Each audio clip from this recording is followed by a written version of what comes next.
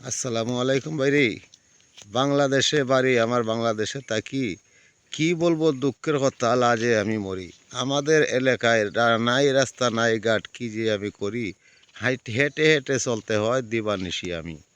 আর কত কষ্ট করি আমি, কি বলিব ভাই। এই যে দেখেন আমাদের হাওয়ার দানের অভাব নাই। নিজে যদি না থাকে দেখি করি একাবে, পরের দান দেখলে পরে জিব্রার পানি জোরে। এই কথা কইতে আমার বড় শরম করে। কারণ হলো আমাদের জায়গা জমি নাই। রাস্তাঘাটের কারণে আমরা চলতে ফিরতে পারি নাই। রাস্তাঘাট কাঁচা হওয়াতে গাড়ি চলে নাই। তাই তো আমরা হেঁটে হেঁটে রজনী কাটাই। দিনে রজনী হেঁটে হেঁটে চলতে হয় ভাই। আমাদের সরকারের কাছে আবেদন জানাই, দয়া করে আমাদের এলাকায় রাস্তাঘাটটা দিয়া দিবেন। তাই রাস্তাঘাট ছাড়া আমরার কোনো মূল্য নাই। এই যে দেখেন হাওয়ারের ধান কী করিব ভাই। হাওয়ারের থেকে ধান কাটিয়ে নিজে মাথায় করে নিয়ে যাই। গাড়ি চললে গাড়িরে নিতাম, তাতে দুঃখ থাকতো নাই। গাড়ি চলে না কারণে আমরা নিজে মাথায় বয়ে নিয়ে যাই। ধন্যবাদ ভাই, দয়া করে আমাদের রাস্তাঘাটের ব্যবস্থা করে দিবেন।